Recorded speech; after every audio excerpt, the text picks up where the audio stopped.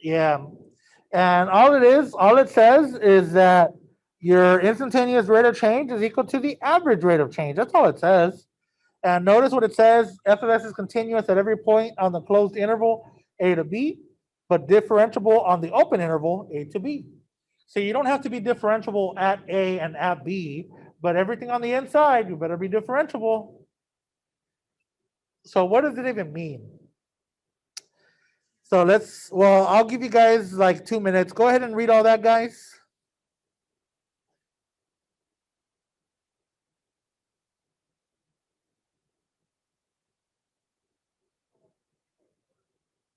I know, I should. I think I am eventually, hopefully, or a co-author one. All right. What does it mean in terms of daily life? Hopefully you read this, guys, and we understand now at the very basics that my tangent line, if I were to find the slope from A to B, notice that this secant line here and the tangent line are parallel to each other. So all that means is that I have an average rate of change that is equal to my instantaneous rate of change. Now, Chavez, can you give me something that happens in real life like this? Yes, I can. So imagine you are in your car, you turn it on, you're YWLA, and you decide to go to South Padre Island because that's a good destination during a pandemic. And I'm sorry, guys. I hope no one got offended there. So you start driving to South Padre Island, and you notice that when you get to South Padre Island, your car tells you that your average speed, your average miles per hour was 45 miles per hour. That's your average rate of change. So your average rate of change was 45 miles per hour. At some point between here and South Padre Island, your odometer or speedometer had the needle right at 45 miles per hour at some moment. How often? Who knows? We don't know. But there was definitely at least one moment. Maybe you kept it at 45 miles per hour on cruise control all the way. Maybe half of it you went 60 and the other half you went 30. So your average was 45 somehow. But at one moment, your instantaneous rate of change was 45 miles per hour at some moment. Does that make sense, guys? That's all it is. That's all it is. So to the IVT, it's similar, but the IVT means that you're all the values in between. But yeah, it's similar. So notice on this one, you cannot use your MVT because you have a corner inside A and B. So you cannot use MVT because you have a corner in the inside. It must be continuous on the interval A to B. It's okay if you're not differentiable on A or on B. It's okay not to be differentiable at the endpoints, but you must be continuous and differentiable on the inside of your curve. Does that make sense? Okay, so let's see if we can figure this out, guys. So example 1, show that the function x squared satisfies the hypothesis of the mean value theorem on the interval 0 to 2. And find C, that just means some x value, for the equation where the instantaneous rate of change equals the average rate of change. Okay, let me show you a visual first, guys. Let me show you a visual first. Here it is. Sorry, guys, my phone lit up. Here's 0, here's 2 from a parabola, x squared. If I find the average rate of change, the slope of that line in black, I'll wait for you guys to catch up. The slope of that line in black is the average rate of change. Do you agree, Viacana and Tiff and virtual class? Yes.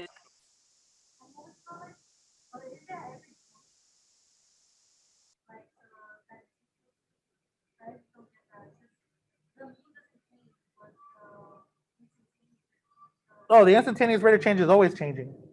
The mean rate of change just means what's the average? What's the average rate of change? Well, in this case, there could be many points, but for the x squared, for this one, yeah, only one. No, it's just at some point. Now, depending on how the graph looks, it could be many points. Now, between the interval of 0 to 2, do you have a tangent line that is going to be parallel to that black line? Sorry, there's only you two, so usually if there was a whole class, I would look at the whole class. But because there's only you two, I'm either looking at you or you. I hope that doesn't bug you guys. Like, because sometimes you can feel the pressure, like, the pressure. So, oh, sorry, miss. We're good. We're good. Sorry, miss. I should have told you guys that in the beginning. I mean, I guess I could look out the window if you guys want me to. Hey, Laura. Okay, I'll stop. That wasn't very funny, though. All right. There is a point. There is a point that it's parallel, and it looks like it's right there. And my graph is not drawn to scale, so it looks like it's a 1, but I don't know if it really is or not. It just looks like it is. Let's find that point. How do we do it? Like this, guys. First, I'm going to find the average rate of change. So I do that by just going f of 2 minus f of 0 divided by 2 minus 0. This is x squared. So let's see, 2 squared is 4, 0 squared is 0, divided by 2 minus 0. So the average rate of change is 2. And now look, this on the left-hand side means take a derivative. So I'm going to take a derivative. F prime of x equals 2x. This is my instantaneous rate of change. Well, it's the variable that tells you what your slope is at any x, what your instantaneous rate of change is at any x. I'm going to equal that to 2, and notice that I get 1. And, I guess I drew my graph pretty good because that does look like a 1. And there it is. So the c value is 1. You can also say x value. At x equals 1, the average rate of change equals the instantaneous rate of change between the intervals 0 and 2. Virtual class, does that make sense? Yes. Okay. Yes. You guys sounded so depressed, guys. Don't sound depressed. Get super happy. Okay, that arrow was yeah, that was a nice arrow. All right, here we go. Rowe's theorem. Rowe's theorem is a special case of MVT. All that means is that your average rate of change that equals your instantaneous rate of change is equal to 0. That's all it means.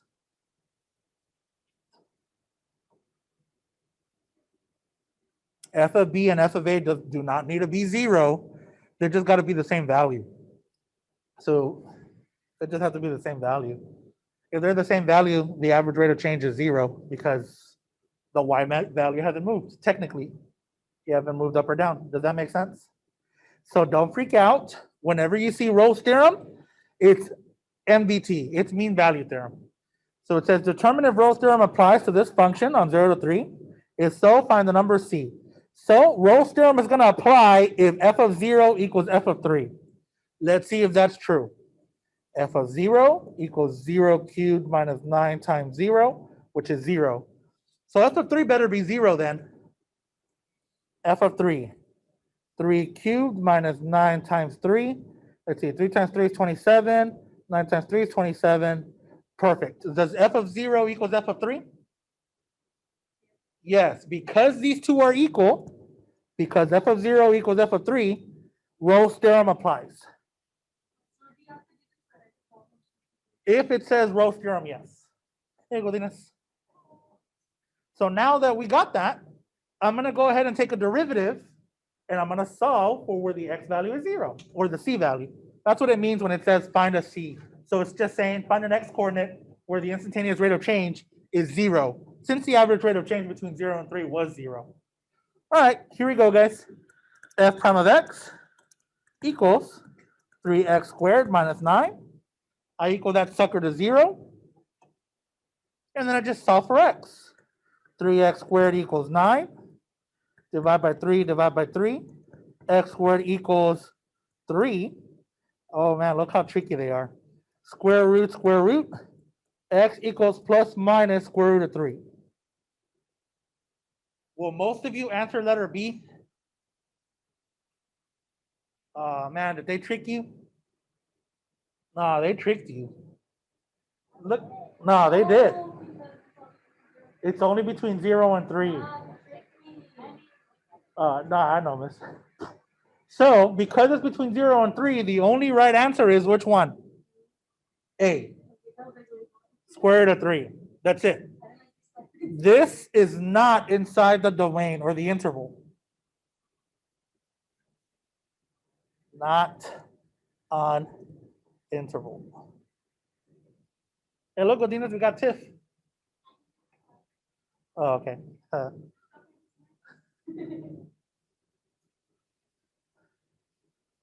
I'm happy you guys are back. I wish we had more of you guys, but this pandemic is just, it needs to stop. Can it just stop? How many teachers got tested this morning? I wanted to, but all the time slots were done. I've already gotten tested twice. Both have been negative, but I feel like I need to get one more. I just don't like that swab going up my nose.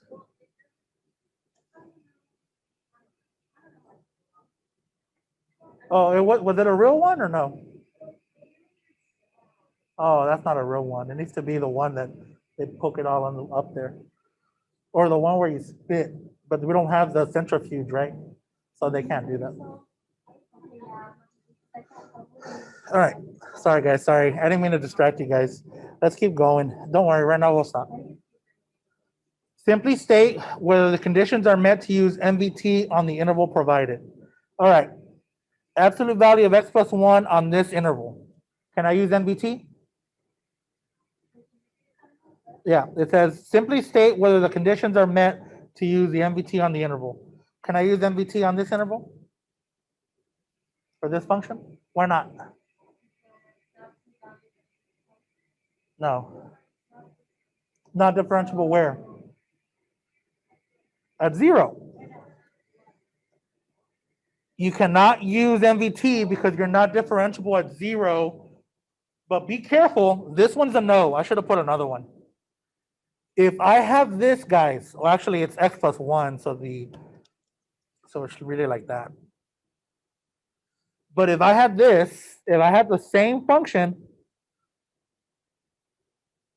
and I wrote my domain as that, this one's a no. What about this one? I'm going to call that A.2 because this one says B. This one's a yes because what the rule says, guys, it doesn't have to be differential at the endpoint.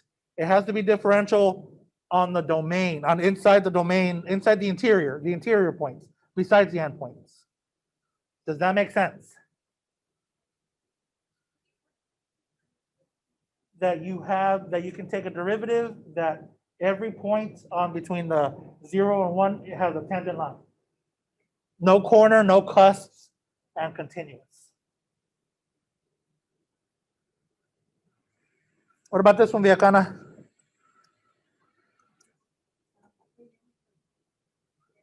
Yes, good job.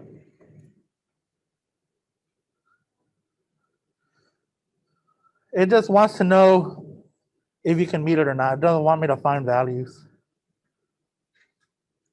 And then we go into antiderivatives, which we're already pretty good at. Erase the corollary 3. Obviously, I took that from some textbook. All it says is if f prime equals g prime at each point on interval I, then there is a constant c such that f of x equals g of x plus c for all it. All it means is that all of them are the same. Okay, let's chat for a bit. Travis, what do you mean all of them are the same? I mean this. G prime of x equals 2x. I mean g of x. Well, you know what? Let's do the other way around. G of x equals x squared plus 5. H of x equals x squared plus 10. F of x, I know it's not in order there, equals x squared plus 20. Notice that all the derivatives, g prime, 2x, h prime, 2x, f prime, 2x. All the derivatives are the same. They only differ by a constant.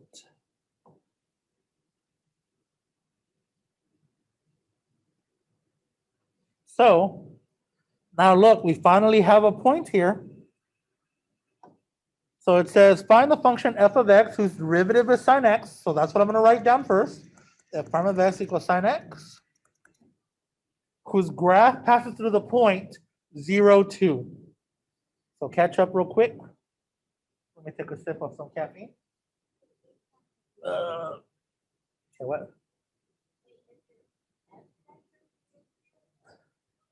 F of 0 is 2 because it passes through that point. F passes through that point.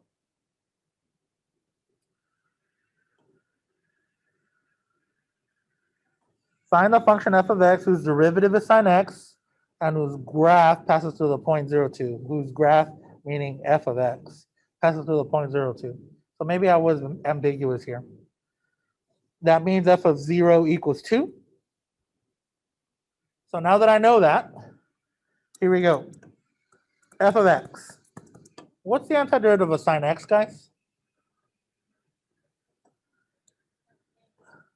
Negative cosine x. And then always put plus c. The derivative of cosine x would have been negative sine. Notice that's a positive, so it has to be a negative cosine. So next, I'm going to plug in a 0, and I'm going to set the whole shebang equal to 2. So 2 equals negative cosine of 0 plus c. Cosine of 0 is 1, but I have a negative in the front. So negative 1 plus c. Add 1 to both sides, and you get that 3 equals c.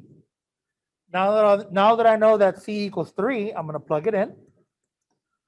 F of x equals negative cosine x plus 3.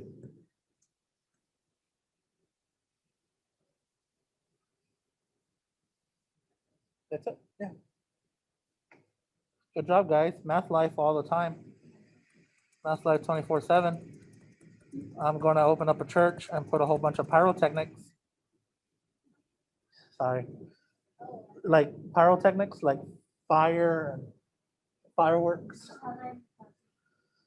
Oh man, I would love to put a whole bunch of fireworks, but Every time you get it right. yeah, boom. Pretty sure that's a fire hazard though. I was tempted to take this out, guys.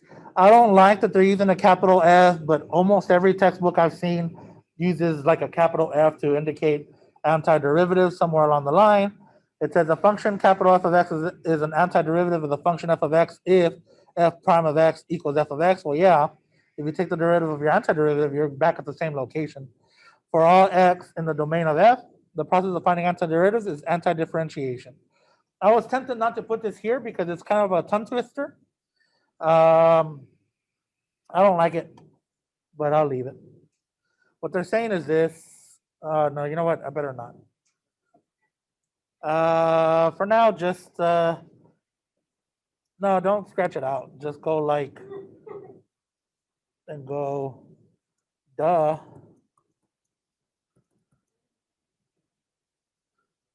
And then just put, I don't like capital letters. Don't say that. All right, let's find antiderivatives. Find all possible values of f with a given derivative.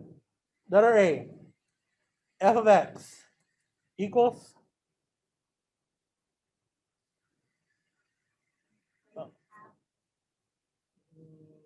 yeah, it is half. Yeah. And then don't leave it like that. Put some plus c. Add 1 to the exponent, divide by that number, guys, for polynomials. Huh? They're gonna add 1 to the exponent, divide by that number. Letter B. What is it? What is it, Viacana?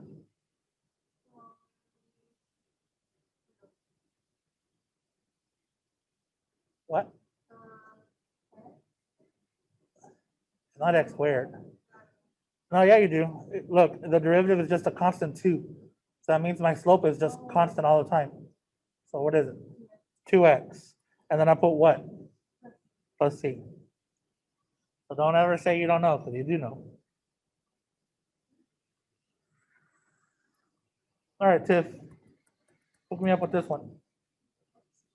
X cubed minus x squared plus x. Perfect.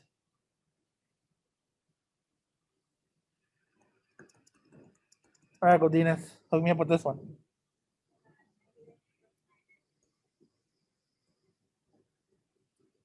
Yeah, good job.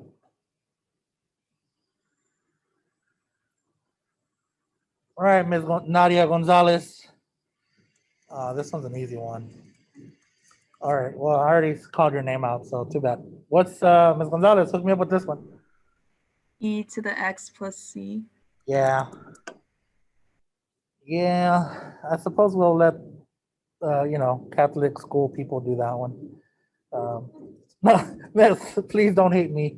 It was a joke, but I guess it wasn't funny. I apologize. I'm still going to heaven, I think. I'm pretty sure I'm going to heaven. Do we have a volunteer? Not you guys, but in the virtual class, do we have a volunteer that would like to give me this one?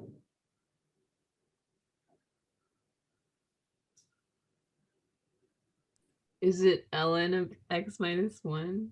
Yeah, it is. We're actually supposed to put absolute value, but we're not there yet, so we're not going to talk about it.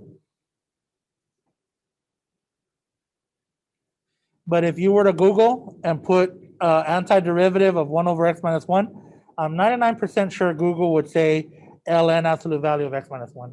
Was that the last? Oh man, we didn't even talk about MVT that much other than these dumb little problems. I think we should. All right, let me look up some activities that I have.